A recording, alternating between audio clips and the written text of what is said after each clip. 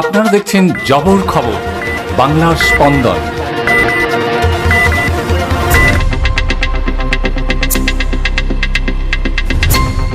রাজপুর সোনারপুর পুরসভার 32 নম্বর ওয়ার্ডের কাউন্সিলর বরুণ সরকারকে শনিবার ভোরে গ্রেপ্তার করল পুলিশ। অভিযোগ, স্থানীয় একটি মাছের ভেড়ি থেকে তিনি মাছ চুরি করছিলেন। এলাকার কয়েকজন সেখানে জড়ো হলে কাউন্সিলরকে ঘিরে বিক্ষোভ দেখাতে শুরু করেন। তাকে সেখানে আটক করা হয়েছিল, পরে তুলে দেওয়া হয় পুলিশের হাতে।